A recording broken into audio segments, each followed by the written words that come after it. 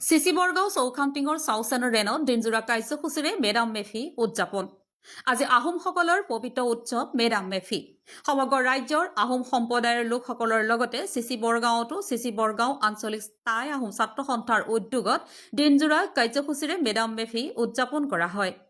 CC বৰগাঁৱৰ সমীপৰ চৌখামটিং গাঁৱত থকা চাউচান ৰেনত অনুষ্ঠিত কৰা দিনজোৰা কাৰ্যসূচীৰ পুৱাতে জনগোষ্ঠীটোৰ পৰম্পৰা অনুসৰি পূৰ্বপুৰুষসকলক পূজা অৰ্চনা কৰা হয়।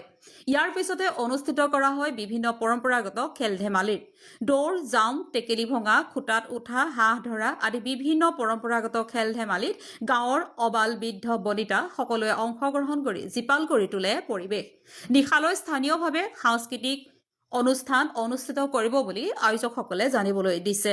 আমি চিচিবং আঞ্চলিক ছাত্ৰ উদ্যোগত বিগত প্ৰতি বছৰৰ দৰে এই বছৰো আমি মেডাম মেফি উদযাপন কৰিছোঁ। ৰাতিপুৱা আমাৰ যি নীতি নিয়মেৰে আমাৰ মেডাম মেফি উদযাপন কৰা হয় সেই নিয়মে আমি মেডাম মেফি উদযাপন কৰি লগতে আমাৰ দিনজোৰা কাৰ্যসূচীৰে আপোনাৰ বিভিন্ন ধৰণৰ খেল ধেমালিৰ পৰা লৈ এতিয়া ৰাতিলৈও আমাৰ সাংস্কৃতিক সন্ধিয়াৰ এটা প্ৰগ্ৰেম আছে। সেই তালৈ সকলোকে নিমন্ত্ৰণো জনাইছিলোঁ। তাৰ ধৰক আপোনাৰ সৰু সৰু ল'ৰা ছোৱালী দৌৰা প্ৰতিযোগিতা আৰু কলগছত আপোনাৰ মাংস ওলমাই দিছিলোঁ, তাত উঠাৰ প্ৰতিযোগিতা, জাম্প প্ৰতিযোগিতা আৰু বোৱাৰী চকী খেলৰ প্ৰতিযোগিতা, ছোৱালী দৌৰ প্ৰতিযোগিতা, বোৱাৰী দৌৰ প্ৰতিযোগিতা, এই সকলোখিনি খেলেৰে আমি বৰ ধুনীয়াকৈ দিনজোৰা কাৰ্যসূচীৰে আমি মেডাম মেফিটো উদযাপন কৰিলোঁ। আৰু ৰাতিলৈও আমাৰ সাংস্কৃতিক সন্ধিয়াভাগ আছে। চিচি বৰগাঁও চৌখামটিং অঞ্চলৰ আমাৰ আহোম অধ্যক্ষ ৰাইজে মিলি মেডাম মেফি উদযাপন কৰিছে। সমিতিৰ সকলো বিষয়ববীয়ালৈকে মই ধন্যবাদ আৰু কৃতজ্ঞতা জ্ঞাপন কৰিছোঁ।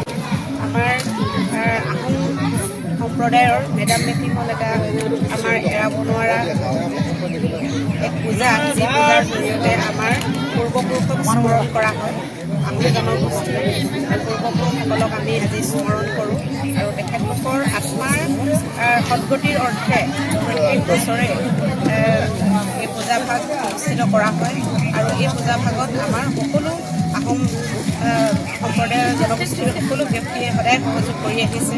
আমাৰ ইয়াতে যদিও খুব কম সংখ্যক মানুহ আছে, তথাপিতো তেখেতলোকৰ যি আন্তৰিক প্ৰচেষ্টাত এই মেডাম মেফি ভাগ প্ৰত্যেক বৰ্ষতে এনেধৰণে উদযাপন কৰি আহিছে, তাৰ বাবে আমি তেওঁলোকক কৃতজ্ঞতা জ্ঞাপন কৰিছোঁ, ধন্যবাদ জনাইছোঁ।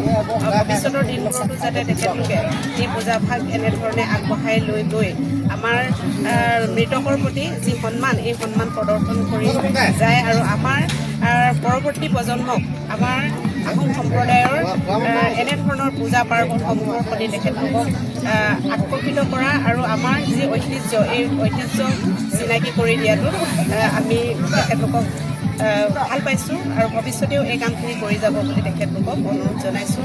আৰু টাই আহোম উন্নয়ন পৰিষদৰ এগৰাকী সদস্য হিচাপে আমিও যেতিয়াৰ পৰাই দায়িত্ব পাইছোঁ তেতিয়াৰ পৰাই তেখেতলোকৰ আমন্ত্ৰণ ক্ৰমে তেখেতলোকৰ লগত সহযোগ কৰিবলৈ চেষ্টা কৰিছোঁ, প্ৰয়াস কৰিছোঁ আৰু ভৱিষ্যতৰ দিনবোৰত সদায় আমি তেখেতলোকক সহযোগিতা কৰি যাম বুলি